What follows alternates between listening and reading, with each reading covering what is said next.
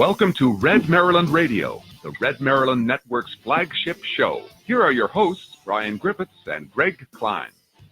Look in my eyes, what do you see?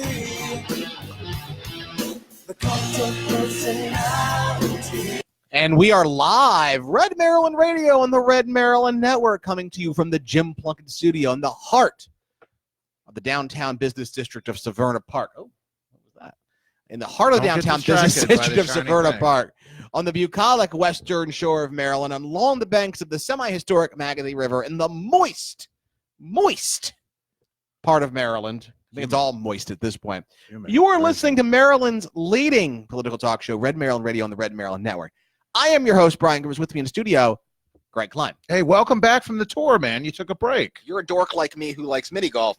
I encourage you to be part of the Greater Baltimore Mini Golf Tour. Yeah, we missed you last week. You should play. Sure. What's wrong with a little mini golf? Nothing, Fuzzy. You're doing great. I'm glad you had a chance to get away. You were telling me how you were going to go to Augusta. I did not say I was going to go to Augusta. I said I'm looking to go to the Masters. The which Masters. is in Myrtle Beach, not Augusta. I stand corrected. Different Masters. I stand corrected. Thank you for correcting me. They don't. Anyway. Tiger Woods ain't going to Hawaiian Rumble. You know what? You got me on that one. So I'm glad you were able to carve out some time. I like how I'm taking crap from the Dungeon Master over here. Yeah, I like how you can never give me crap again. Yeah, because you're out playing mini golf. But that's fine. Hey, you know what? You're a champion. And I'm glad that you were able to post your championship on the Red Maryland Facebook page. Hey. So that was great. It's a prestigious award. It's a prestigious award. It's a prestigious award. I hated that movie. Okay. We're not going to get into We're not going to get into Christmas movies here in the middle of July. No. On our birthday. That's a great movie. But on our birthday. 12 years ago today, Red 12 Maryland years of crap founded. just like this. and more. Yeah. And on top of that, it's our 420th episode, Greg. Yeah, 420. Puff, pass. Woo! Puff, pass. But I don't know what that means. It means that it's some sort of reference to marijuana cigarettes. Right, which, jazz cigarettes. Jazz cigarettes? Yeah, that's another name. I have never heard of jazz cigarettes. Well, that's because you live clean, man. I do live clean. I'm not straight edge. The chronic. I have never partaken. So good for you. Indeed. Good for you. Well, that makes us super qualified to talk about it later in the show, as I'm sure our commenters will point out. And we will be talking about what Marilyn Mosby said to Congress this week. At the end of the show, we'll be talking a little bit about our anniversary, reflecting a little bit on that. Yeah, but 12 years. A lot of our discussion today is going to be about the media and two pieces that Greg wrote this week. And if you haven't read them yet, you should go back and read them. Greg, good stuff. Thank you. Greg had no holds barred when it came to the media this week. But I do want to do a little bit of housekeeping first. Keep away. Housekeep away. One. Yes. I do want to let you know that we have 3 more speakers who have now confirmed. I don't have my timpani confirmed for the Red Maryland Leadership Conference. So the 2020 Red Maryland Leadership January Conference, 11th, 2020, the Doubletree Hotel in Annapolis. We can now announce, if you haven't gotten your tickets yet, please do. Many of you have. Plenty of tickets still available, but get them while you can, because now we can announce, in addition to the great speakers that you'll find at redmarylandconference.com, right, we can also announce the following will be there. Right. We can officially announce now that our full legislative panel will be there. We'd already announced Delegate Kathy Szeliga, right, but we've confirmed with Senator Steve Hershey, Senator J.B. Jennings, and Delegate Nip Kipke. The entire legislative leadership will be at the Red Maryland Conference. They'll be there in the morning. Right. Of the conference. So you don't want to miss this conference. It sold out last year. I can't repeat this enough. It sold out last year. Go to redmarylandconference.com to buy your tickets today. One of the highlights last year was our panel discussion with the Republican legislative leadership. We'll be doing that again this year. And as Brian said, all of the Republican leaders, the Republican leaders and whips in both the House of Delegates and the Maryland State Senate have confirmed that they will be there. We're looking forward to having them. It'll be just after session starts. Boy, howdy, we're going to have lots to talk about. So that alone is worth the price of admission. But you're also going to get Secretary Kelly Schultz. You're also going to get Andrew Langer. You're also going to get Jerry Rogers. Right. You're also going to get Maria Sophia. You're going to get Diane Krogan is going to be there too. She was chief of staff to Steve Shue during his county executive campaign. So Okay. she's going to be there too. Rory McShane, Ian Patrick Hines, Right. David Warren. A lot of people are going to be there. Okay. Are those guys? You're also announcing Diane and David. I don't think we've officially announced them either. Yes. Are they on a panel? Are we doing a panel with them? Are they speaking individually? David Warren's gonna be talking about like street politics, door to door outreach and Street politics like this? Because David probably could do that. only in some. Well, he's been out in Ohio for a while now, so Yeah. Youngstown's that's Trafficant country out there, but I don't think all of our people know who Jim Trafficant is. Beam me up, Scotty. You're old. I know who Jim Trafficant was. Did he die? Well, I mean, I don't know if he's still among the living, but he's no longer in politics. That's true. Longtime Democratic politician. But anyway, he's going to be Had some run-ins. he with is the law. going to talk about field, which is very important. We got Rory and Ian talking about digital, talking about campaign Media. management. Right. He's going to talk about field. Right. There is nothing, and The Rock means nothing more important that's going to win an election than adequate field. Right. Okay.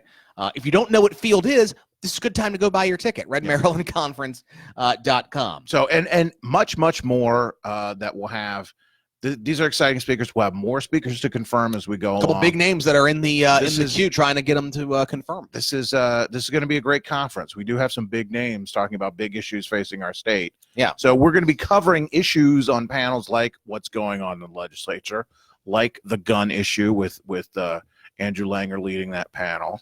The life issue we'll visit again because that's always one we want to visit. Yep. Other things that we'll announce as we go forward. Plus, lots of speakers talking about practical political stuff, media, fundraising. We might even get the streets. We might even get protesters this year. Really? Well, that's something to work on. Sakiba Lee was fussing on Twitter again. Did you Yes. see that? Yes. Idiot still doesn't Yeah. realize that we didn't organize the event that was named for Maryland Citizen Action Network, Right. which literally organized it. Yeah. He's a He's a troll on Twitter. We don't need to talk about it. Look, He used to be an elected official, right. mainly because he got lucky once and won an election. Okay. All right. So Couple all of of- that, redmarylandconference.com. Couple other things. 2, patreon.com/redmaryland. We putting some stuff out there. If you want to get a sense as to what you might get on patreon.com/redmaryland. 1, by the way, hand that to me, please. Hand that to me. Not This? that. Not that. Oh, you want the Oh, I want bumper that. sticker. Yeah. Look at this. Look at that. It's a Red Maryland bumper sticker. That's right. Do you want one of these for your car? Do you want one of these for your car? You do want one of these for your car. Right. The way to get one of these is to become a patron. Go to patreon.com/redmaryland and we will send to you an exclusive. You can't get this anywhere else, folks. An exclusive Red Maryland bumper sticker. And what level of support do you have to give to Just get $1 a month. $1 a month? $1 a month. That's all we're saying. We will Plus- send you this. Plus, we're preparing some patron exclusive content. If you go to patreon.com/redmaryland right now, you'll be able to listen to some of the best of Red Maryland Radio. We did a little sizzle reel a couple months ago. We did the best of from last year. So if you're new to Red Maryland, and we've been doing this for 12 years, we can't forget that there have been people with us from the very beginning, and there are new people coming in. Right. Go back and listen to some of the stuff that we've done, and hopefully, as you do, and if you're listening to this show right now, hopefully you will consider supporting what we do at Red Maryland, because as we're going to get into when we get into substance of the show, it's kind of this week was kind of a reminder of how important it is, and obviously when we're We'll get to celebrating that our in a birthday. second, yeah. So just even $1 a month, more would be better. All of it goes into supporting what we do, and none of it goes into our pockets. Patreon.com/redmaryland. It's the best way you could support us on our birthday is to go to patreon.com/redmaryland. It'd be a great gift. Or Thank you. to buy a ticket to the Red Maryland Leadership Yes. Conference, redmarylandconference.com. That's right. A couple other housekeeping things, okay? We're just going to get this out of the way up front. Okay. Next Wednesday was the Taw's Clam Bake, Correct. Crab and Clam Bake down in Chrisfield. That is correct. I will be there Yes. recording audio, Yes. doing some interviews, recording a special podcast that will probably not go up till Thursday morning, All right. only because I have to drive back from Chrisfield and immediately go to the Orioles game. Doesn't want to do it. Has to do it. I got to do it. Does it for you. I do it for the people. I do it for the people. Does it for you. So that'll be so fun. Stay tuned for that. If you are at if you're going to be at Right. Chris Field, say hi. You know? Yeah. If you're looking for somebody to sweat with, It's your going to be boy. the hottest day of the year, as always. your boy. Greg bailed out on me. he did. It's true. He did. It's true. Maybe I'll wear my bright yellow red. We had talked about hat. going, and I had reluctantly agreed, and then there's some back and forth about whether we would go, and I took the opportunity to say, "Oh, I scheduled something else that day." So, but Brian will get all the great audio. Everybody will be there, so Brian will get the audio and have a special podcast. So he'll go, so you don't have to, though. You should. You should. It's a very unique event. If you haven't been before, you should go. If you're into Maryland politics at all and you've never been, you should go. Yeah, go once. This is not the best year to go. I'll say that. 2021 is going to be the year you want to go. Right. Okay, that's when everybody's going to be running for governor. Last but not least, I know we haven't announced this yet on the air, but let's do it now. Well, let's announce it. Friday, August the 16th, Right.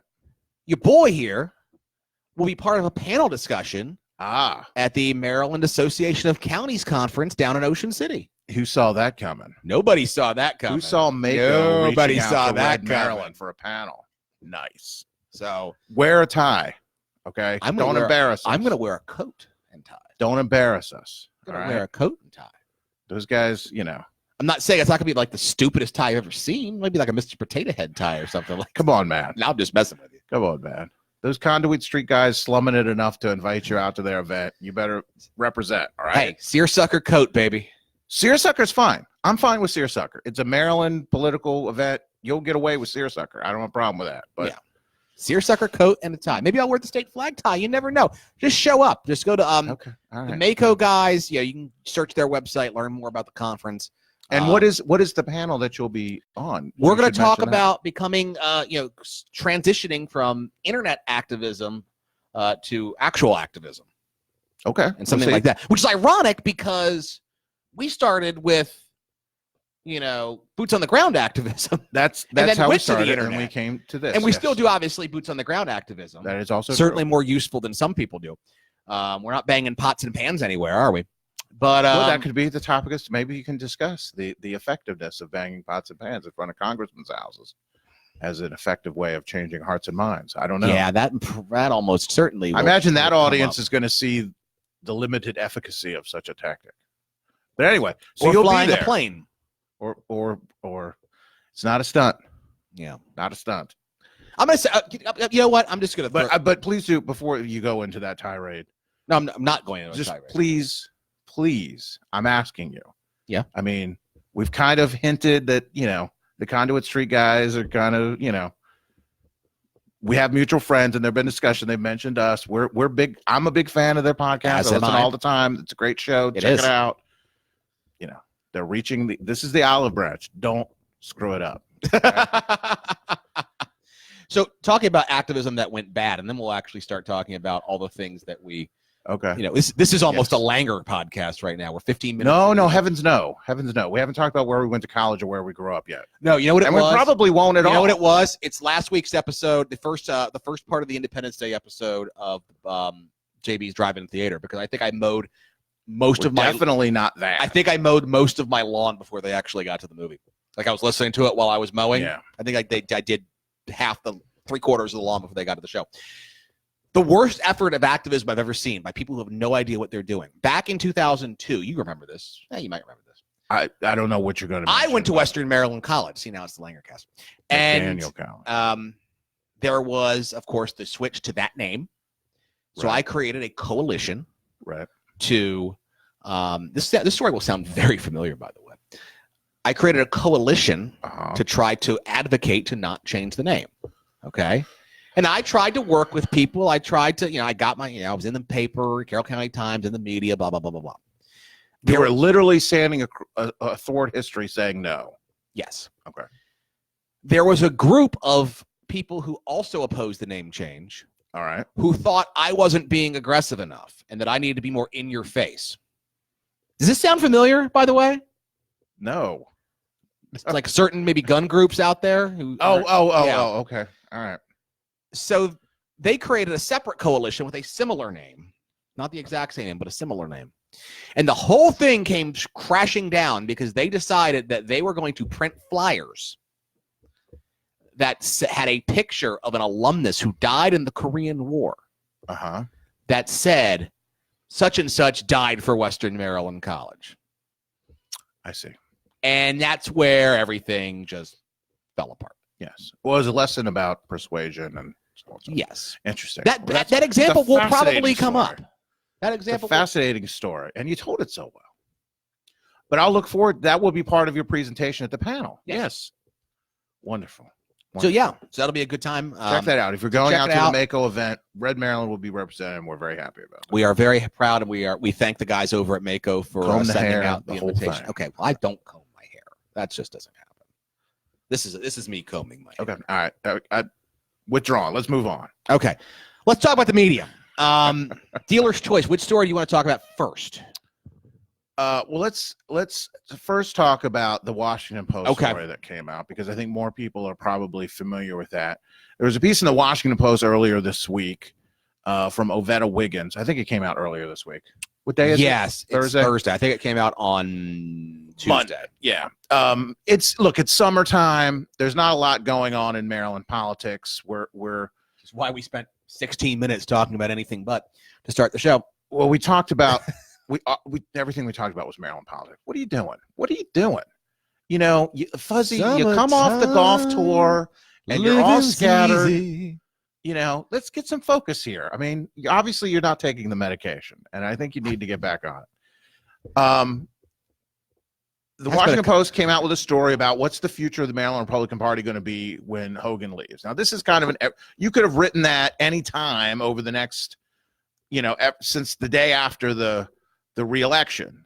And obviously this was something that they had saved for a time when they were kind of slow. If you read the article, and I shared some pieces of it and at redmaryland.com, the piece that I wrote, which I entitled Leave the Driving to Us, there was nothing in the article that was particularly interesting or new or insightful. And if you listen to this show, if you read Red Maryland, this is the point of my piece, you already know more than the experts that were quoted in the piece. Now they quoted our friend Professor Todd Eberly from St. Mary's University, who we have no beef with. Nice guy, very clear, nice guy, smart guy. He is not a Republican. Clearly, I'm sure he's a Democrat. Follow him on Twitter. Well, he seems to take a real interest in what the Democrats are doing. He is more neutral than a lot of political observers. Okay, true.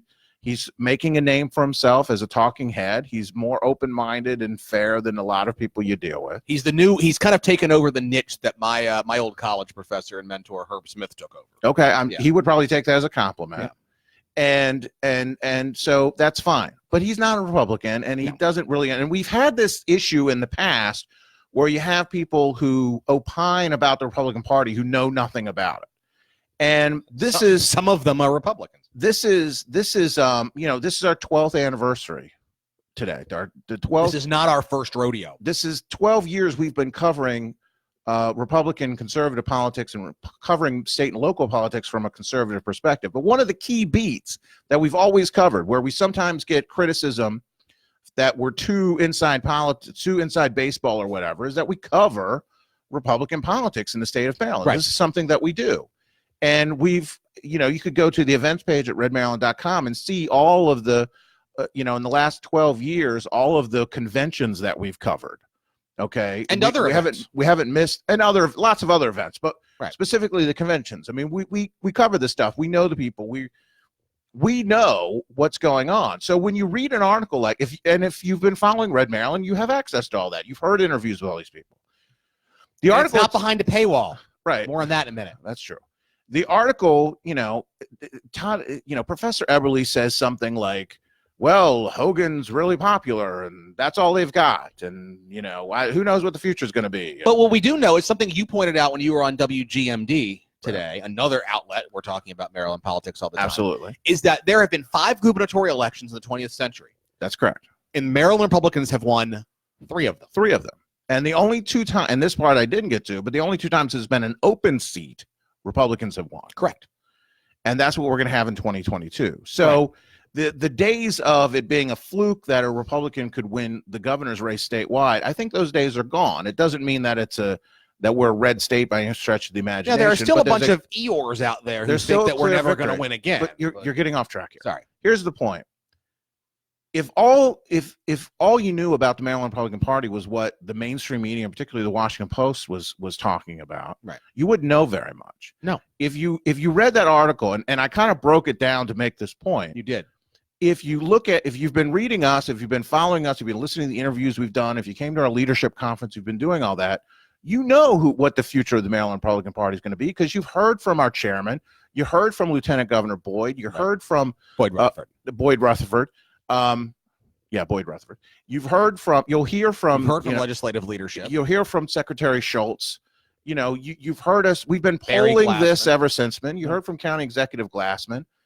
This is something you've heard from party activists that we had at a panel last time after the election. What went right, what went wrong, where we go from here. And we talked to a lot of these party activists at as many of these state party conventions as we can get to. Right. I mean, most people had never heard of from Corinne Frank. Right. When she was named executive director. And they mentioned that in the article. Right. I had interviewed her 2 months before that on Red Maryland. Yeah, that's true. You did at a convention.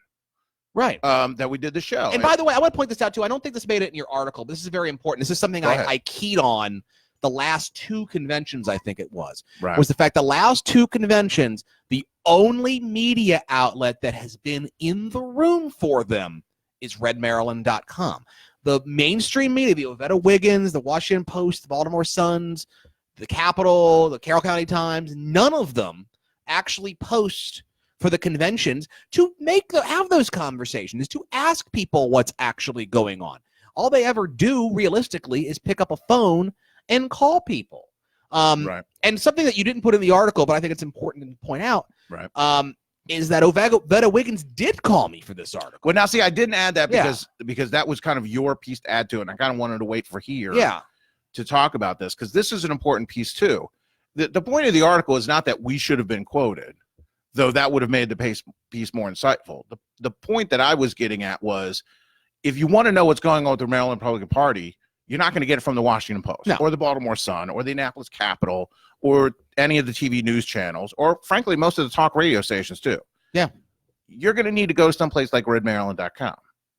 No, and then Brian tells me that, go ahead, tell your story. Yeah, so what happened is that I got a phone call. I got a phone call from a number I didn't recognize. Got it. It was Ovetta Wiggins. She had gotten my number from Aaron Cox, who also writes for the Post now, who I've worked with, talked to ever since she was at the Capitol back when we first started. Right. I mean, she's one of the few people who's actually knowledgeable about Maryland politics and who's actually been involved for a long time. It doesn't just, airdrop into the beat for a couple of years and move on to something else, like Jenna Johnson, a couple of these other guys. Yes. You get the idea.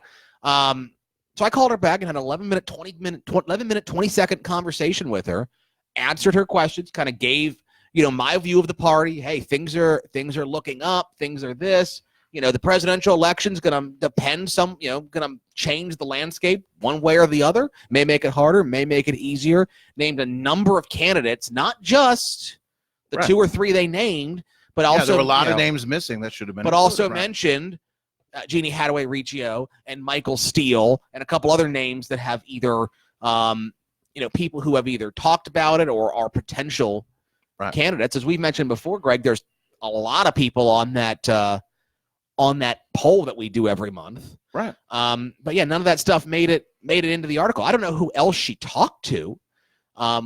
But yeah, it did seem that a lot of the stuff that did make it into the article was bland and milquetoast and the same old stuff that is not, as you said, it's not insightful. And look, I get it. Every year, as you point out, every year there are stories like this. Okay. Right. Well, this is a story that they do. And look, there's an editing process. So maybe she had a quote from you. Maybe. I don't know. Some editor cut it or whatever. You're right. That may not be fair. But they value the opinion of a guy like Professor Eberly, who's an outsider, who doesn't really know, and is therefore not really able to give the insight that we are, because we're on the inside. A lot of you are activists and know this stuff too. Right. I mean, I please don't. The point of this is not how great we are.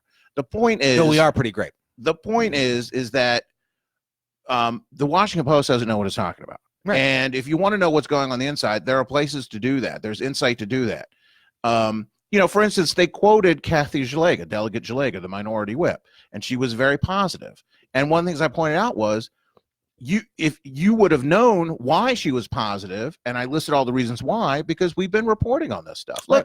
Look, what's going on in Annapolis, whether Lieutenant Governor Rutherford ends up being a candidate, or one of the cabinet secretaries, whether it's Secretary Riccio, or whether it's Secretary Schultz or somebody else from the administration, there's going to be an opportunity here with the Democrats wanting to raise taxes and massively increase spending over the governor's objection to that. That's going to set the groundwork for a very competitive race come 2022. The governor remains popular. We'll see if that continues to be. Obviously, what goes on in Washington has some impact, but the governor was able to overcome a very negative wave. So, it's interesting. There's reason to be optimistic, and it reminds me a little bit of, and this, I guess we're going to pat ourselves on the back here a little bit, of the piece that I wrote when we wrote for the Baltimore Sun back in 2013, where I said that early 2014, where I said that a Republican could win then. Right. And, the Baltimore Sun after the election said nobody thought that, even though I had written in their own paper that it was possible. And I gave the reasons why. And all the reasons I gave were exactly the things that led to that victory. We knew a year in advance that it was going to happen. So I wanted to point that out because that was the point of the article. If you haven't read it, go back and check it out. And it's why we need to get what we do out there more as much as we can. It's why what we do is so important. It's why we really, really appreciate and need your help spreading the word on what we do, getting it out there, supporting us on Patreon where we can do a little bit of advertising. And I'd be remiss if I didn't point out that when we start our History of Red Maryland podcast, which will be a Patreon exclusive, our relationship with the Baltimore Sun will be one of the featured episodes. Oh, yeah. That'll be You're not going to want to miss that. That'll be 3-part. Maybe we'll get our former colleague, our erstwhile colleague, to come in and record with us on that one. That would be my hope. But anyway, so that was that article. If you haven't checked it out, please do. Right.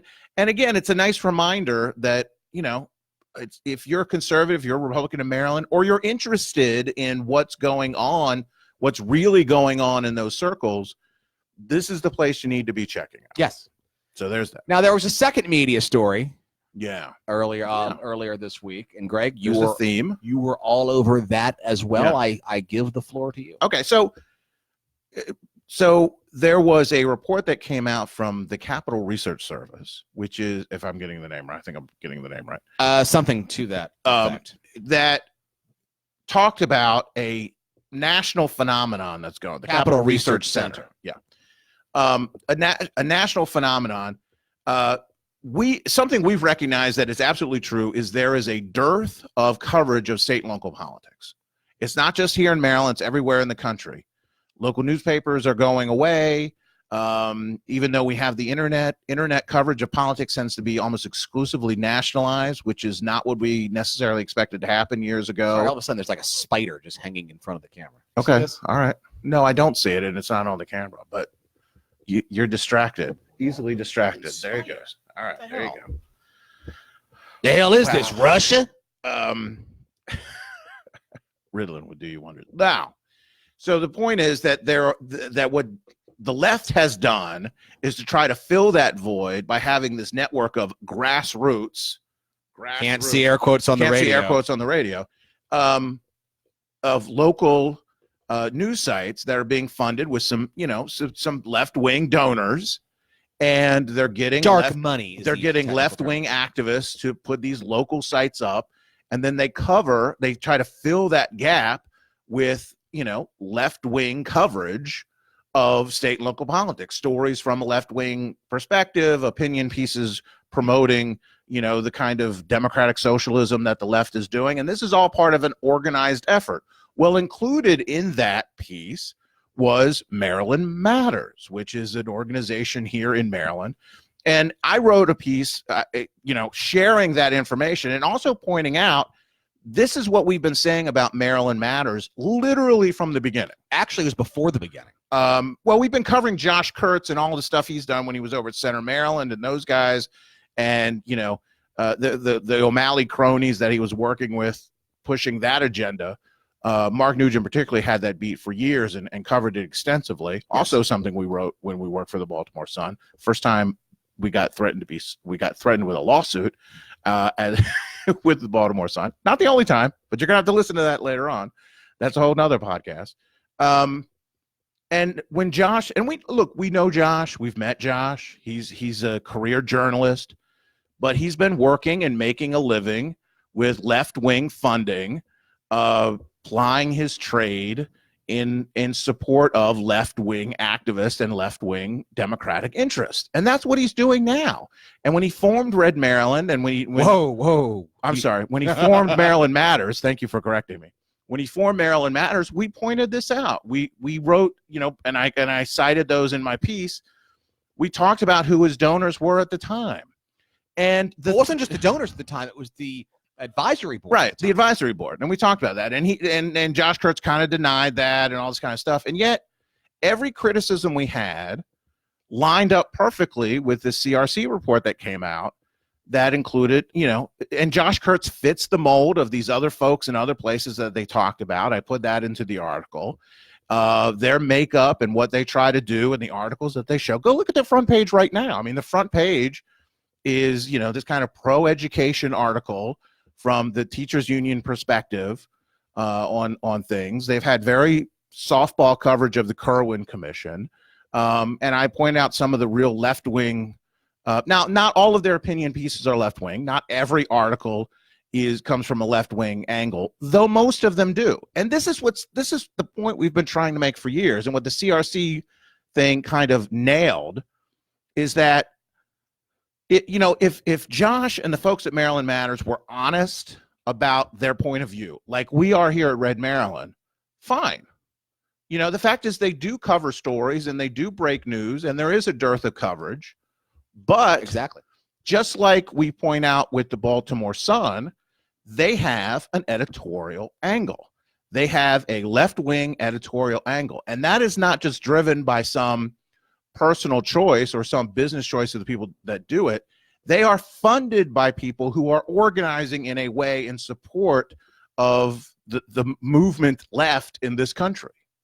Okay?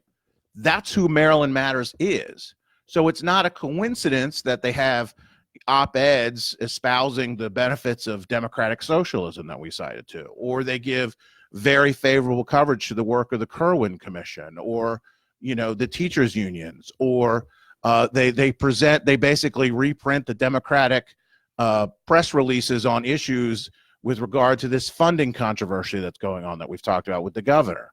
I mean, they're trying to claim that there's some objective news source, and now local news outlets are picking up and repeating their coverage because they have a gap and they're filling it. And this is part of a left-wing progressive effort. I won't say conspiracy, but it is multiple actors acting in concert to a similar end, which is to spread left-wing oriented news about state and local politics to fill in the gap that you won't find a countervailing perspective. That's what Maryland Matters is, which is why it has driven us nuts literally from day one when we go on Facebook and we see good conservatives, like many of you listening to this, who share Maryland Matters stuff. When you do that, you support their mission. The particular article may be an objective, article about so-and-so gets appointed to such and such. But by increasing the coverage that Maryland Matters gets, the eyes on them, the traffic, all that kind of stuff, you're helping them advance their mission. And it's very clear who they're with and what they're about. That's what the CRC uncovered. And, I think we may try to get one of those folks on here from the CRC in the future, because we've seen this one piece of the puzzle, and when we saw the whole thing zoned out, we were like, well, exactly, that is what's going on. Now it makes even more sense. And what I would say is this. Look, two things, and this is the point of my article. Number one, Maryland Matters isn't being honest. They're being intentionally disingenuous about being politically unbiased. They're not. They have a left-wing perspective, and their coverage is designed to promote a left-wing agenda. Number one, if you are a conservative who is opposed to something like that, you ought not be supporting them, even by sharing their stuff. Number two. Number three, we need to have a countervailing, honest, conservative perspective source of news and coverage on local. That is what Red Maryland is and has been for the last 12 years. We don't get dark money from. We would be happy to get it, by the way. Yeah, we'll take and we'd it. be happy to. And we'd be happy to disclose it. If there's dark money, if the Koch brothers want to stroke us a check, we'll take it. We'll put their pictures on our website. We don't care about that stuff. But we're not getting that. This is something that we do as a labor of love, and we need support from you guys when you go to Patreon to help us expand what we're doing. And that's why I wrote the piece, because it's so clear what's going on. It's so clear how important it is that we do what we do, and how really insidious what Maryland Matters is doing. Now, we've talked with Josh Kurtz about this over the years.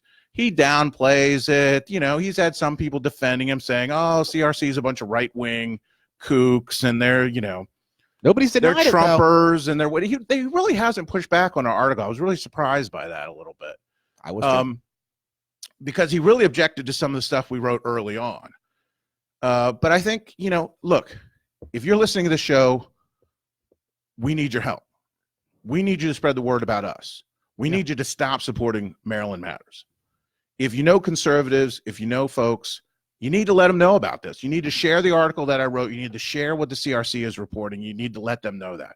We've heard from legislators and others who are who have seen this firsthand in the way that they get covered. There is a Maryland Matters. comment on our Facebook page, facebook.com/Red Maryland, Check it from out. Delegate Brian Chisholm, who talks about how one of his colleagues, Mark Fisher, got completely railed Right. By a comment that he made and was misattributed, and his intention was mismanaged and everything like that. So it's out there. People know what's going on. Just look at the opinion stuff they carry. Now, look, I'll give them. Hold on a second. Just hold on, because I want to finish your example. Your example is a good one, because I want to bring it around full circle. And I'll let you. I'm sorry for interrupting, but that thing that they misrepresented, what Delegate Fisher talked about, was an issue that we covered. Right. From the proper perspective. He's talking about including nuclear energy in which we produce here in Maryland as part of the renewable portfolio stuff, an issue that we've covered in depth for years here at Red Maryland from a conservative perspective, a really important issue that the Democrats are really hiding the ball on. Right. What they're really doing is paying off their cronies in the wind and solar industries, and ignoring the reality of actually dealing with whatever threat to climate change they believe is there, because we could get to renewable energy without having to increase cost to ratepayers and buying energy from out of the state, right, by including this. And that's what Delegate Fisher was talking about. Right. And we pointed that out. We're honest about the perspective that we come from. We've been arguing this for years. We had a lot of stuff reporting for 12 years that we've been backing this stuff up. And Maryland Matters comes out and takes the left-wing perspective, the left-wing talking points, and misrepresented what he said. And that, drives it home. That's a great example of driving it home. Look, they have opinion stuff. It's usually labeled, but, we're talking about, they're giving Richard Deshay Elliott a moron. There's really no way around it. The guy can barely put two sentences together. Right. The guy put out doesn't even know the name of Westminster. He actually put Westchester on a train map. That's the kind of perspective that they're providing. Right. Nobody of any importance takes Richard Deshay Elliott seriously. And if the Democrats want to completely continue to set their party on fire and burn to the ground, let people like him make decisions. Right. But it is what it is. And we've been covering since the beginning. We were right all along. Yeah. And this just settles it. Again, nobody has pushed back on anything that you wrote in that story. Yeah. Nobody has pushed back on anything that was in the CRC study. I haven't seen anything. I saw one commenter on some other politics blog say that they were right-wing, whatever, okay, going after him, but factually did not dispute anything that was in the article. It's like a lot of the stuff that we write. People Yeah. are mad that we're saying it, but nobody's disputing what we actually say. So this is look, the left's going to do what the left does. This is my plea to you, and I'll say it one more time, and I'll be done with it. I know they cover things. They work full time. Josh Kurtz is able to do this full time because of the left wing dark money he's able to get to do this. Okay? And other fundraisers and stuff like that. And He other has support fundraisers and stuff from like that, and support from people. We aren't able to do that. We do this as, you know, we're not crying foul. We're not trying to put our hands out begging for whatever. But the point is, if you want to counter what Maryland Matters is doing, and you should want to if you're a conservative, right? Not only should you be supporting us, okay, but you shouldn't share their stuff on Facebook. Even the articles that they do where it's, you know, somebody gets appointed to this position. They do that, and they try to pretend like they're nonpartisan so that they get a conservative Republican audience, right? So that they then have a conduit to spread their other stuff, so that they then get the numbers up so they can go to the Gazette and say, hey, we'll fill in content for you, or they can go to WTOP or radio station. Look, that's what they're doing. And if they were honest about their bias the way that we are, it'd simply be a friendly rivalry, and we talk about it. But they're not. And unfortunately, I think there are a lot of folks on our side who are getting fooled by this, and they need to be aware just exactly who they are and what they're about. I agree. 100%. Two media things, then we'll take a quick break. Okay. One, Baltimore Sun. Yes. Redesign their website. Okay. I pay for a Baltimore Sun subscription. Ha. And how many Sucker. bleeping ads can you put when I've already paid for this? It's a freaking joke. Right. There are more ads on the Baltimore Sun website now than our site. And look, our site, you know, we have no bones about it. It's free. You don't have to pay for it. Right. It helps pay, you know, those stupid ads are dumb, but they help pay the bills. Baltimore Sun is literally getting my money and also forcing ads down and autoplay videos and other crap down my throat. Right. Well, I mean, look, nonsense. They got a failed business model, trying a for-profit model. We've got a non-profit model. And so we can, you know, our friends at the Liberty Alliance put our blog up, our webpage up, do a great job. It looks nice. We get compliments on it, even with the ads. Right. And store it, and we don't have to pay anything, and we make a couple bucks. And, you know, that's what helps make Red Maryland run. Right. So the second thing I want to say, we don't charge subscriptions, so whatever. Right. Second thing. Yeah. Speaking of subscriptions and paywalls, Washington Post. Right. So you might have seen earlier on Monday. I don't know if you had to go to DC or not on Monday. I did not go to DC on Monday. Yeah. It was because, you know, there was massive biblical amounts of rain and it was terrible. Yes. It was a giant mess. So the Capital Weather Gang, that's a blog on the Washington Post. And, you know, they tweet out stuff, and they're tweeting out important life-saving information about the flooding going on. And it's behind a paywall. The only way you're going to know this life-saving information is if you subscribe to the Washington Post. Yeah, I mean, which kind of makes the warning kind of clickbaity, because is it really that important? If it was really that important that the public had to know about it, and you weren't just trying to scare people to pay money, wouldn't you make it? And look, I get it. There are other avenues, you know, National Weather Service. Yeah, you got it TV someplace stations, else. That's not the point. Look out a window. You got the information. The point being, though, is the fact that, you know, if you're talking about emergency information, but you're not letting people look at it without a paywall, that's douchey. Okay. Sorry. End of sermon. And look, we have a lot of journalist friends, and I value the work that they do. And I understand you got to have, it's a business that they're in. They're trying to make money, and people don't buy newspapers the way they used to anymore. And they've gone to the internet, and they've totally screwed that up. And they're trying to play catch up in a lot of cases, particularly the Baltimore Sun. And what they do has value. Is it worth what they're charging for? Obviously, a lot of people don't think so. Right. Just saying. But, you know, having said that, as Brian points out, you can't be a business on one hand talking about how people should have to pay for what you write, and then get on your high horse about how important journalistic integrity and how important you are to the future of the Republic, when, you know, I gotta see ads for, you know, boner cream or whatever that you're selling in order to see it. All I can think about all I could think about when I saw the post stuff behind the paywall was like, yeah, democracy dies in darkness, but you're going to die in a car because you don't know what not to do right now. Right. Anyway, we're going to take a quick break. And we're perfectly happy with commerce. But again, it's the same thing I was saying. Just be real. Just be real. It's a business. Yeah. We've got valuable information from really talented people who can give you the who, what, when, where, why. That's something valuable you should pay for. That's fine. But then don't act like you're, sanctimonious. The Fourth Estate saving the Republic. Right. Come on. It can't be both. So let's go ahead and take a break. When we come back, we're going to talk about weed on episode 420. Yeah.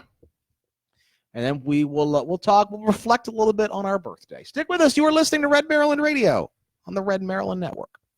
Did you know Red Maryland was on Patreon? By supporting Red Maryland on Patreon, not only do you support Red Maryland's efforts to grow the conservative movement here in Maryland, but you're going to get access to premium content, meet and greets, cool bumper stickers, and more. To support Red Maryland on Patreon, go to patreon.com/Red Maryland. Even $1 a month will help us grow the conservative movement in our state. And every dollar goes back into growing Red Maryland. That's patreon.com/Red Maryland. patreon.com/Red Maryland. And thank you for your support. Come on, there are plenty of amazing women politicians. Name one.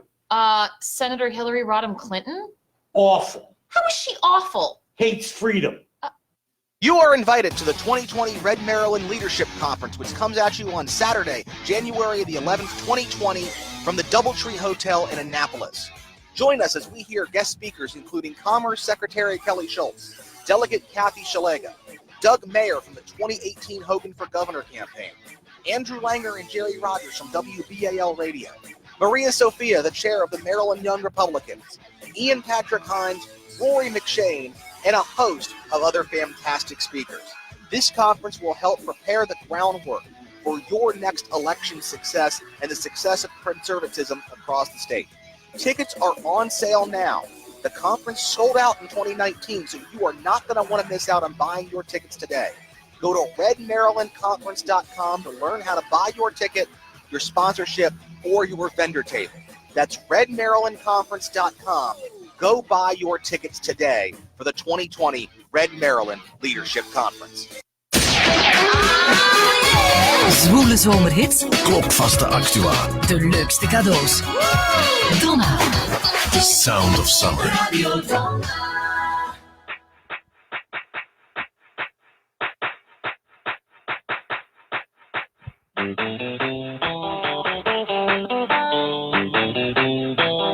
How did you not play Because I Was High here?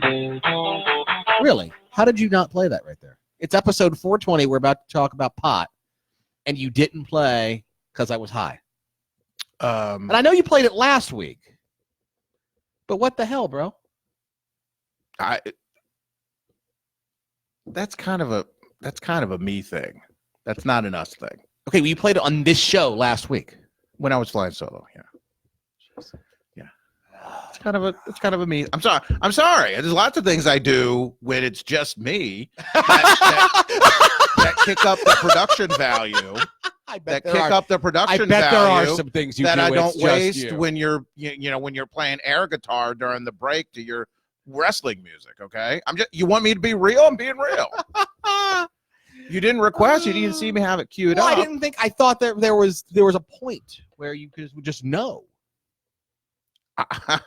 420 episodes. Come on. That's your thing. See, you were the one who wanted to talk about this issue, and it's not about the problem, as you'll hear in a second. Yes, is that it's not only a weed issue. No. In fact, the issue that we're going to be talking about and the amicus brief that the state's attorney in Baltimore City filed isn't about weed exactly. No. It's about something completely different. Do you want to play the story from Channel 11? Do you want to play that? I will play From it. today's House hearing, the debate This is Kate Amar, by the way, from WBAL TV News. Yes. is not over whether Congress should legalize pot, but rather how, and to a lesser extent, why. Who knew cannabis reform would be the basis for some solid common ground on Capitol Hill? The current Don marijuana Murphy, laws that's are not about it. I'm sure Don. This is a victory. These are his people. There have been. By the way, there has been some bipartisan interest in reforming marijuana laws in the House, particularly for years. Right. It's not going to happen. The Senate's never going to allow it. Appropriate, and we must consider reform. Personally, I believe cannabis use in most cases is ill-advised, but many things are ill-advised that should not be. Like I said, and this is Tom McClintock, who's from California, by the way. Republican from California. I'd like to know the circumstances where he thinks it's not ill-advised. He's not clear about that. I mean, sometimes you just need to get high, I guess. Illegal. There was unity in this hearing room Wednesday morning as a key House committee gavelled. Oh, there was in Don. what's Don being was in that called show. Go back. the I didn't see him. first ever hearing. You Gavelled can't in see what's you can't see unity the in this video. hearing room Wednesday That's morning okay. as a key House Where is he? Right Oh, there he is, right there. Right there. He wore a tie. committee gavelled Probably- in probably what's didn't wear being socks. called the first ever hearing on ending the federal prohibition of marijuana. But it ought to be crystal clear to everyone that our It ought to laws be. have not Crystal. accomplished their goals. The status quo isn't working, committee members and witnesses said today. And the enforcement of federal drug laws is racist and discriminatory. Judgments should have been set aside. Baltimore City's top Just let people prosecutor loose. invited to testify. We have to go beyond decriminalization of marijuana. We have to actually legalize this drug. As a state's attorney, I will never be Right, which she's de facto done in Baltimore City by refusing to prosecute, Right. even though we have a decriminalization regime. in the city. She's refused to prosecute a lot of people. complicit in the discriminatory enforcement of laws against poor Black and brown people. And that's what today was all about. Members of both parties agreed the law needs to change. The states need to set their own policies. Only disagreement we heard was over strategy, whether to legislate change all at once or incrementally. Concerns were raised by members of both parties, including if we legalize pot, will there be an increase in crime rates, use by Yes. children, Yes. car accidents? Yes. The short answer from panel members to all of those questions, no. On Capitol Hill, I'm Kate Amara, WBA. Except there's evidence. There's evidence in Colorado for all of those. The To minor, quote- the minor use is disputed, but there really is no question. To quote Troy McClure, to believe that, you'd have to ignore the overwhelming Simpson DNA evidence, and that would be nutty. Well, some of it's disputed. Let's also keep in mind that, and I mentioned the amicus brief. The state's attorney had also filed an amicus brief in the case before the U.S. Supreme Court regarding the legality of safe injection sites, which are basically government-subsidized drug dens for taking. This is something, by the way, taking heroin. And remember, this was an issue that came up during the General Assembly session. I'm not sure it was We've this year, talked but it was about the it year here before, many times. where they wanted to create basically opium dens like it was 1885 again. Right. I mean, the feds are saying, wait a minute, it's illegal. They can't be made legal under state law for a drug that's illegal. And Something that we have been talking about, just not just necessarily about drugs, but about pot in particular for years. But we're racist for pointing that out. Yeah. Anyway, but here's what's changed in it. Here's what's changed as far as the debate. I mean, even President Trump at times has said, he said lots this of is like a lot of issues where he's probably said things on both sides. He said he has some support for legalizing it. It was something that Barack Obama said that he had some support for, but it never happened. I don't anticipate it changing. One of the things that has changed is where it's been legalized in certain states. It's a big money industry. Correct. And if you want congressmen to get behind something, having a lot of money, look, marijuana is the new big tobacco. Right. Something we've been talking about for a long time. And so there's a lot of money behind it. And I mean, look, our friend Don Murphy makes a lot of money advocating for it. Somebody's paying him to do that. And He's don't not forget, doing it out of the goodness of his heart. And don't forget, if they do turn it back to the states, which again, look, there are arguments as to why it should be a state issue. Okay. No question.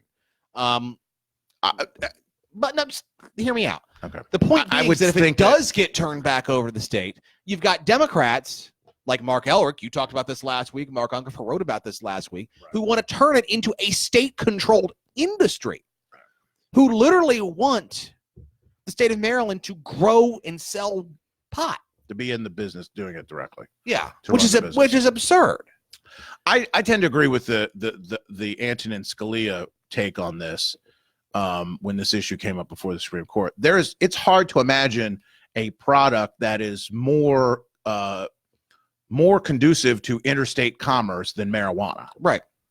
And drugs in general. You know, there is no question that this is an interstate commerce issue, well within the original intention and meaning of the Interstate Commerce Clause, which Congress is permitted and authorized and intended under the Constitution to regulate. So I think they actually have. Now, that's a constitutionality question. Policy is a different issue. Correct. And you know, if you want to say, hey, the feds just stay out of it or lay back and let the states do what they want, I have some issues with that. Of course. Federal law hasn't changed. It's not likely to change anytime soon as more and more states, and we haven't legalized it here in Maryland. This will be an issue that comes up. But remember, the left isn't going to stop at, just like they didn't stop at medical marijuana, just like they didn't stop at decriminalization, just like they, you know, and they've expanded the amount that's covered by the decriminalization in Maryland. Right. It's going to go. They're not going to stop at full recreational legalization for marijuana. We've seen bills in the past. I've written about this many times at redmaryland.com. There are the progressive movement wants to legalize all drugs in the state. Mm-hmm. And by the way, not just legalize them, have a state-run monopoly on the sale and distribution of these. Cocaine, heroin, of all drugs, crystal right? Meth. Right. This is and because they want the revenue. These bills have been introduced in the past in the legislature. The idea being that the state would essentially run the drug rackets all the way down. I mean, this is really what it's about. And so, you know, we're going to have a government funded by the need for people to take and use drugs, and it's not going to stop with marijuana. It isn't. We've seen where this has gone, and also part of it is to retroactively go back to people who've been convicted of drug crimes and have their criminal records expunged, even though they made the conscious decision to violate the law, because the assumption is, as you heard Kate Amara report, the progressive talking point that I've heard for decades, is that all drug laws are racist and enforced in a racist manner, even in Baltimore City, where, you know, you've only had Democrats enforcing it, and most of them were African American for decades. It still was somehow a racist law that was enforced in a racist way. But do you know the easiest way to not get charged with a drug crime is? Not have drugs. Don't do drugs. Don't do drugs. Don't buy drugs. That's racist. Don't sell drugs. Don't do crack. Yeah. Don't do pot. I mean, we're at a point right now, folks, where, and you know, the governor vetoed a bill this year where they wanted to remove a question on job applications for criminal record. I mean, we're at a point now where the progressives don't want anybody to be held to account for committing any crime. Right. That people who've lived their lives in a way where they've avoided drugs, where they've avoided certainly the pitfall of drugs and being becoming addicted and becoming involved in criminality, those folks should have an advantage when it comes to finding a job. Those folks should have an advantage when it comes to applying to college. The idea that drug use is a rite of passage is itself, to my mind, far more racist than the drug laws being enforced ever could be. Right. We're close to the purge. I mean, realistically, I mean, because it's like you said, it's not just drug laws. It's talking about ban the box laws. It's talking about it's all part that of the same stuff thing. too. It's all part of the thing to make Democrats completely absolve people of any responsibility for their actions, and it's insidious. And promote ultimately, not just as our libertarians would like to see, just, you know, the government getting out of it, but actively promote, because of the need for because of the cultural place that we are, or because of the need for state revenue, actually encourage irresponsible activity, to wit, drug use, that will undermine the stability of civil society. This is why, as conservatives, this is something that we oppose at our very core. Right. And, you know, the way that the pot legalization regime is going to go forward, and I've talked about this all the time, it isn't going to be just a straight legalization. It's going to be a legalization that fuels crony capitalism in the state, as it already is doing, and bigger government. Yes. You know, when you legalize drugs so that you can fund 40% increase in education spending for the Kirwan Commission recommendations. I mean, that's just horrible public policy. That doesn't lead to good places. If you look at where the trend has been going with increased drug use and the diminution of the family and all that kind of stuff, you're just putting rockets on that trajectory. Right. 100%. Without question. Yeah. Well, Greg. But that's probably racist too. It's certainly not a woke perspective, but oh well. It's our birthday. It is our birthday. 12 years ago today, Red Maryland was founded, and lots of people have come and gone.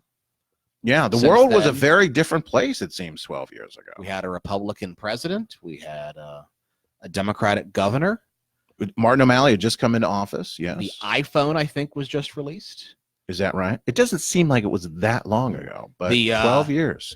Podcasting really wasn't a thing, or at least not much of a thing. Yeah, I had a podcast. They called it netcasting often back then. Where you had a broadcast and blogs were king. Social media was king. Nascent and in its embryonic form. Yes. It did exist. It did exist. That was the year I did join. You know, we didn't talk in 2006 about having the federal government take over websites because they were such endemic platforms that they controlled the right. You know, which in and of itself is not a conservative argument, but that be I imagine 12 years from now it won't be the case either, even without government interference. Probably with government regulation, it probably will solidify them as some sort of monopoly. But again, that's not what we cover here at Red Maryland. Right. Like you said, the world is a different place. 12 years ago, the Republican Party was a train wreck in Maryland. Yes. It is on it was a plane crash. It was a crash site. It was a disaster. Huge debt. Huge debts. Division, dissension within the party. Deep division and dissension. Yeah. A chairman was elected, an activist chairman, a grassroots chairman, who was elected and turned out to be a complete disaster. Well, he wasn't. Chairman. Let's not relitigate all. He wasn't supported by large parts of the party. He inherited an oil slick and set it on fire. Okay, that's a less generous view. I don't think it was that bad, but he certainly was at odds with people who he needed to help clean it up, who were not as supportive as they could have been. Right. And it got a lot worse before it got better. Yeah, but it did get better. It did get better. Just think, by the time we celebrate our birthday next year, right? Actually, maybe it's the year after that. There'll be a point here soon where we will have existed more in a time period more with Republican governors than not, which you had told us that when we started this back in 2007. We would have said, we'll take it. Yeah, no, it was, I mean, when we started in 2007, the idea that we'd have a 2-term Republican governor, right, starting in 2014 was pie in the would sky. have been, there were literally people, hi Don, saying that would never happen, that could never happen. And frankly, if you looked at some of the, what was going on at the ground then, both on the national level and on the state level, it was a bad time. Not a good time. It was a bad time. I think that's an important reminder because people today, it was true then, it's more true today. And that's what I want to talk a little bit. Sure, go ahead. About the trends here. The floor is yours. People tend to have a very, very short-term out, and the media reinforces that. And every election is the most important election in our history, and everything. We're all today with we've only said that once in our history. That was last year's election. With the media and the rise of the internet, we thought when we started in 2007, I certainly thought that the internet was going to be an opportunity, and of course the internet wasn't new in 2007, but it was becoming more and more established and mainstream, more part of everybody's daily life and accessible. Again, about the time everybody started having a smartphone in their pocket. And we thought, well, this is going to revolutionize coverage of state and local politics because, we don't have to have a printing press. We don't have to have a TV antenna or a radio antenna. People with, a computer and an internet connection can cover this stuff and can cover it in an effective way. And that's one of the things we set out to do at Red Maryland.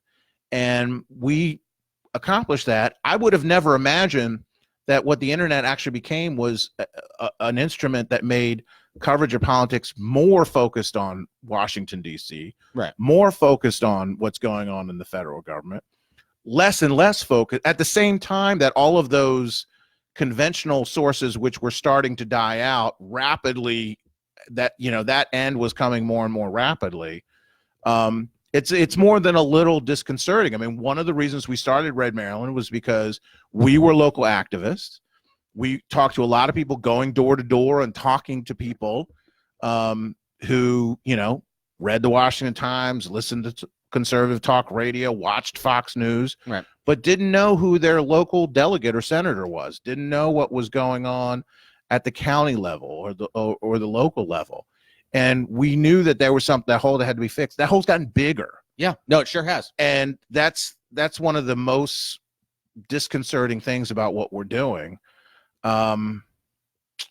It's frustrating. It really is. It really is frustrating, but it's a reminder of how important what we do is.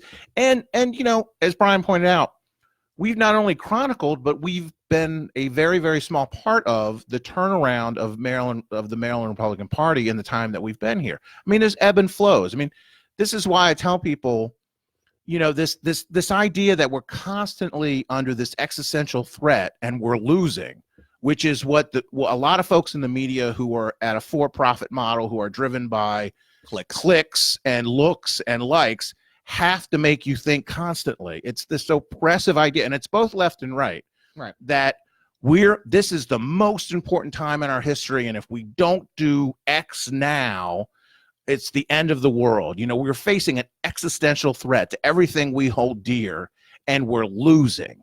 You know, the left is about to take over, the right is taking over the country, you know, and so people are worked up into this frenzy, and they watch this national media stuff and they read these blogs, and you get the really angry podcast hosts who are pumping this stuff out every day. And look, the reality is, if you look at the perspective that we have here, things ebb and flow. Republicans are actually doing much better in this state. They're actually doing better nationally than they were when we started in 2007. Yes, we had a Republican president, but we were about to get 8 years of Barack Obama. We lost Congress entirely. Right. We didn't have a Supreme Court that was going in the right direction. In Maryland, we didn't have as many elected Republicans as we do right now, even despite what happened. Again, the idea of a two-term Republican governor seemed like something that was never going. It was going to be another generation before we got a Republican governor elected, it seemed, because it took us 30 years to get Bob Ehrlich. And those of us who were on the inside and saw it turning around knew that it didn't have to be that way. And, you know, I guess my point is, if you've been reading Red Maryland, following us, not only you've been better informed, but I hope you've been a little bit more positive about where we're going as a movement and where we're going in the state. We still face tremendous challenges. Extremely big challenges. We still are tremendously outnumbered.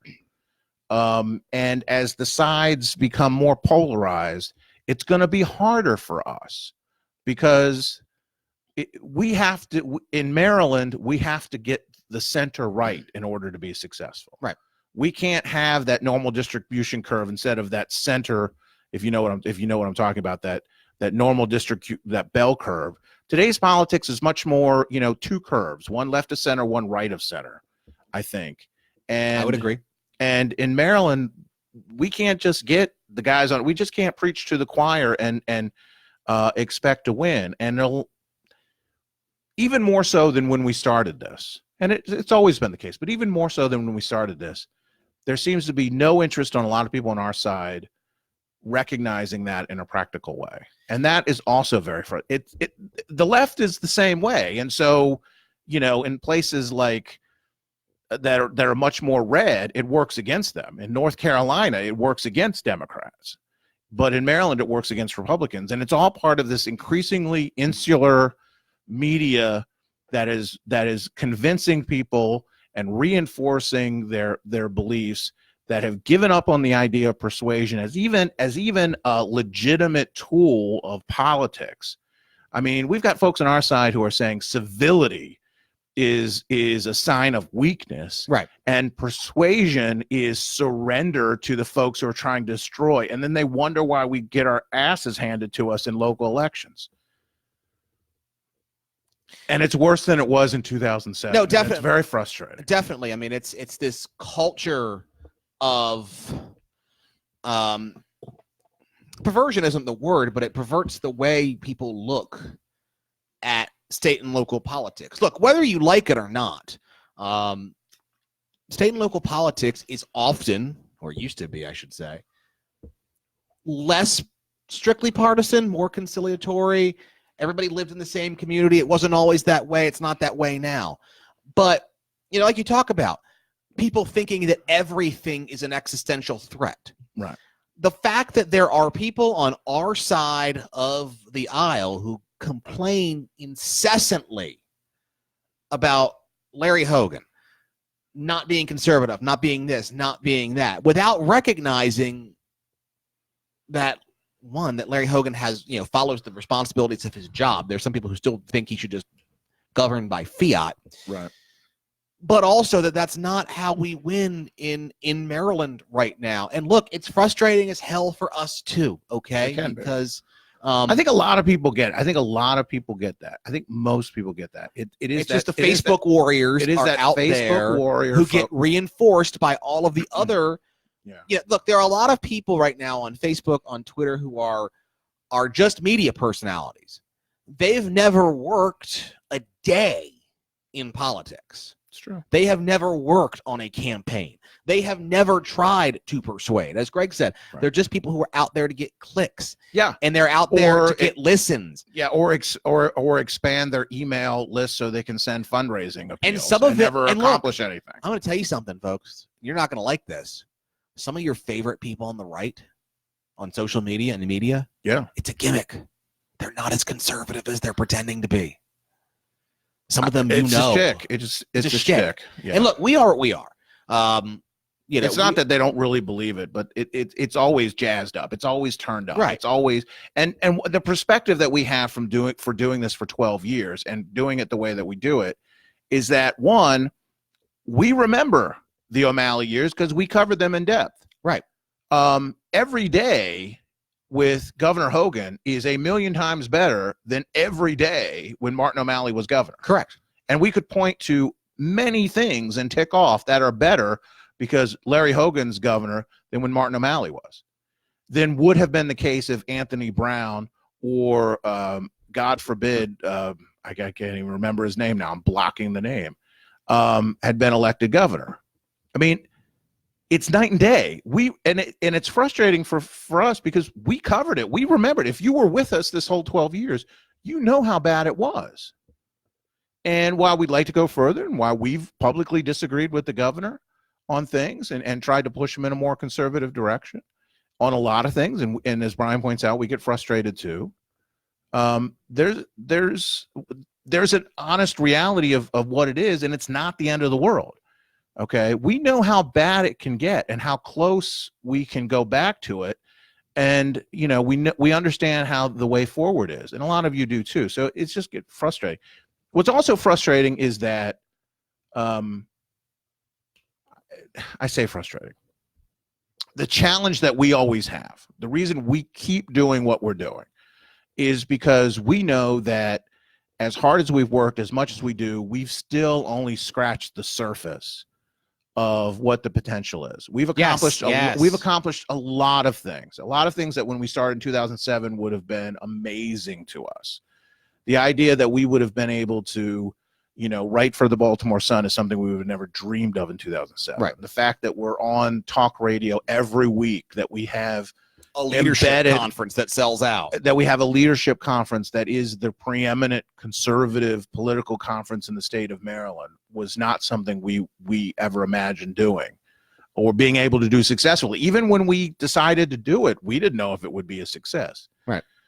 The fact that we have friends that are embedded in talk radio throughout the state and that we're on every week and doing things is fantastic. The fact that we've grown this network, the fact that we've increased and expanded our listenership and readership and that we've been a go-to source of information, particularly on the Republican side. The most recent state and local election was proof that that is what we are, and we thank you for supporting us. But it's why we do what we do. And I think it's important to note for people who weren't around in 2007, and I'm not talking about Maryland politics, I'm just talking about kind of the blogosphere in general. Right. Is that it really was the Wild West. Okay, you had a lot of people writing. There were a lot more people doing it, right? About Maryland politics and about stuff like that. There was a group, Free State Politics, that was a left-wing group. They flamed out. Eric Ludke was part of that operation. Maryland Politics Watch came and went. Morphed into the Seventh State, and even now they're just kind of there talking about Montgomery County mainly. The graveyard of Maryland blogs, Maryland political blogs that have come and gone. I mean, there's a lot of tombstones in that graveyard, and the blogs that have died realistically, out since we started doing what we're doing. There's three left, realistically. There's us. There's Salisbury News, which all he does is regurgitate things that violates copyright every day. It's a scraping site where they just rehash nothing. things. Nothing. What do they call it? There's a term for that. It's an aggregator. Almost nothing useful comes out of it. Right. Every once in a while. I mean, even now, it's like most of the stuff. Back in the day, like him or not, he was actually making news and being, focusing on local stories. But now it's just like regurgitating things. Right. That was back in the days when Salisbury was the most covered local government in the world. Yeah. And then Monoblog's still out there, but he's just not really writing about politics and hawking a book that nobody wants to read. Mike is self-publishing books on national politics that, I hope people buy it. I don't know. Good luck. But, and he's doing as much local coverage of baseball and, garage band rock music on the Eastern Shore than he is of local politics. And look, if that's his jam, good for him. Which is fine. But again, and there are certainly some Democratic left-wing blogs out there as well. But we're proud of what we've accomplished, and it's not just Brian and I. No, let me say this as clearly as I can, because people get confused all the time. Red Maryland is not Brian Griffith's blog. No. It's not Greg Klein's blog. We are the current trustees, perhaps, of it. But it is a collection of a lot of incredibly talented people over the last 12 years who have contributed, and more who are contributing now and will contribute in the future. Right. Because that's part of our mission here too. It's about expanding. We all came together when Strife started this. He brought together people and said, you write conservative stuff or from center right perspective, join us. We don't have to agree on everything. We don't have to do everything the same way. Just be a part of this community and create this because it's important. And we've taken that ball and run with it and accomplished things that we never thought we would. By the way, Stripe's doing pretty good too, as the senior editor for redstate.com. But that's another story for another day. We could talk about the direction he's taken over the last couple of years, but we won't.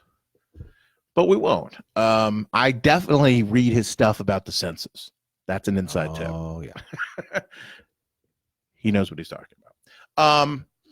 So anyway, but thank you all for supporting us. I hope I know we're swimming in Lake Me here. Indeed. And with some of the things we're writing, but this week, our 12th anniversary, is a reminder of why what we do is so important. We're at our hearts are and always will be activists. Yes. That's why we do it. We are amateurs in the pure sense of the word. We do it for the love of it. It's not about money for us. It's not about clicks and all that kind of stuff, even though, sometimes, and then we fight about it a little bit. We do things to try to get attention that, but again, remember, the things that we think are going to get a lot of coverage don't, and the things that we think don't. We don't understand the internet. If all we wanted were likes on Facebook, we'd just do memes. We'd just be a meme generator and never write 500 word or 750 word think pieces or whatever. Because we know that. I'm sorry, it's true. If this applies to you, I'm sorry. People love the memes, and actually reading and thinking is not something that very many people do anymore. And look, we do the memes sometimes. We have something witty. Rondo has what plants need is an increasingly popular viewpoint. sadly. Yeah. But anyway. And look, again, if you want to be part of the team, just reach out. Yeah. Okay. Look, we're always looking for people to host podcasts. We do. Write for Absolutely. us, whatever. Come on. Absolutely. If you want to be, if you want to be part of it, come on down. Yeah, there's plenty of room. We're happy to work with you, and we have worked with people in the past. The reality is, it's difficult to do what we do, and it's the reason why people flame out is because they do it for a while and they get tired of it, and they stop doing it. It's hard. It has to be a team Okay. effort, and you have to be dedicated to it, and that's why there are some in the immortal words of Gloria Gaynor, we're still alive, or we're still standing, or whatever. Whoever did. I will survive. We survived. Yeah. Because look, some weeks it's hard to come up with something to write about. Okay. Elton John said, "I'm still standing." Or yes, he did. Or it's hard to come up with topics for a show. Or like hell, last 2 weeks ago when I last did the air raid, I was 5 minutes into the show and scrapped it and started over because I'm like, this sucks. What? No, I'm being silly. I was going to say, don't pull that thread too often, but that's just me being silly. See, we can do that. Yeah. Because we've been doing this for 12 But, look, it's hard. It's hard work, but it's meaningful work. We really should thank our wives for putting up with it because they put up with a lot from us handling, working on this stuff. Yeah. Putting on a conference, leaving the house at 5 o'clock in the morning on a Saturday morning to be at a conference all day. So you haven't been married as long as I have. And there comes a point where that's fine. You're out of the house. That's okay. It's not as big a sacrifice. But they are all very supportive. I'm teasing. Yeah. But they are all very supportive. And you are supportive. I mean, look, the comment that we got from a delegate about the piece that I wrote this week about Maryland Matters, that goes a long way to, when Delegate Chisholm says, you're absolutely right, let me tell you a story. Yeah. That's a lot. I mean, that kind of reinforcement, we get an email about the shows and stuff. And we say we like the negative feedback. It helps us to know that there are people listening. So when we see people in chat and we see people comment, we know most of you won't. We don't know most of the people who listen to this stuff. Indeed. I mentioned last week, you weren't here, Brian, when I mentioned I was at dinner. Yeah, I remember you saying this. Over by the airport, and someone completely random came up to me and said, "Hey, are you with Red Maryland?" And I said, "Yeah," and we talked a little bit, and that was so cool. That was so amazing. And thank you to that person who did that and says she watches us here. She also did it. I was at dinner with my D&D group. They were pretty impressed. So thank you for that too.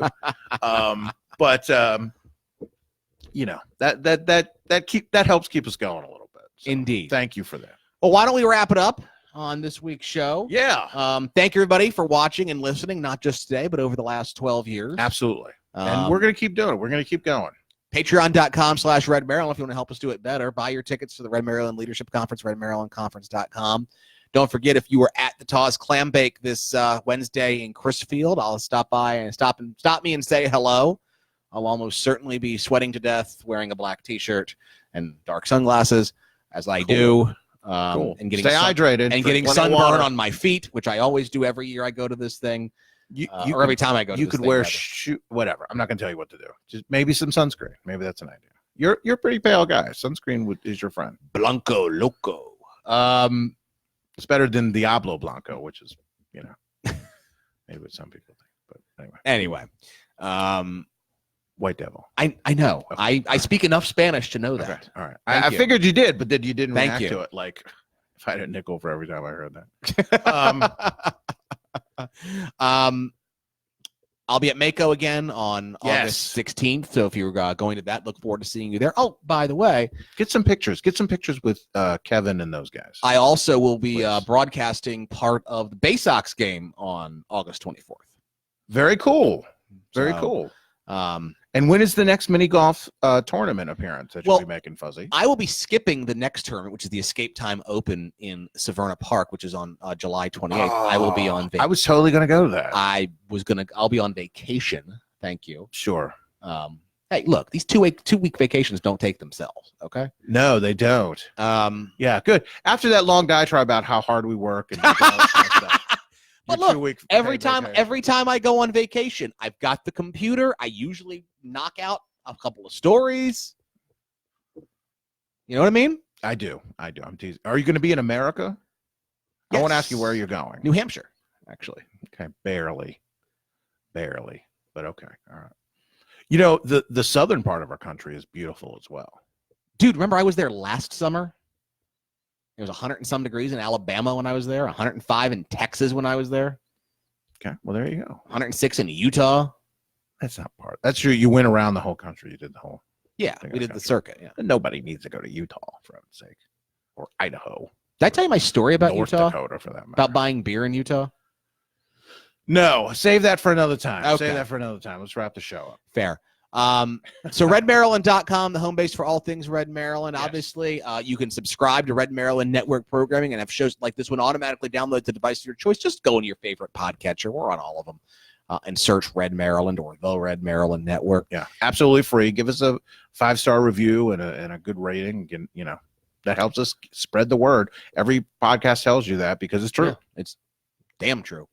Facebook.com/Red Maryland, Instagram @Red Maryland, Twitter @Red Maryland. Please, please, please, please, please share our stuff. Don't share other people's stuff. Share our stuff to your Facebook profile, to your Facebook groups. I know a lot of you do that. Thank you very much. Thank you for doing that. Share them to your community groups, your civic groups. You know, share it on Nextdoor, share it on LinkedIn, share it on MySpace, Friendster, Zanga, whatever. Parler is the new one, which I always forget to log into. Okay. Just share it with your stuff. And please, please, please invite your friends, family, neighbors, colleagues, coworkers, in-laws, outlaws, co-religionists, you name it, to like our stuff, follow us, and like our page, and just be part of the action here. If you want to give us feedback, redmaryland@gmail.com. Good old-fashioned electronic address, mail. or you can call or text the Red Maryland Talkback line at 410-205-4875. What's that number? 410-205-4875, and we will feature your comments on a future Red Maryland Network program. Just Greg, let us know you're there. The more negative, the better. Greg, any final thoughts? Thanks for a great 12 years. Thanks for all your hard work, Brian. Thanks for everybody who's been a part of Red Maryland. Indeed. Who's helped us get to this point. There'll be many, many more. Indeed. For everybody here at the network, thank you very much for listening. For Greg Klein, I am Brian Griffiths. You have been listening to Red Maryland Radio on the Red Maryland Network. Oh, radio, tell me everything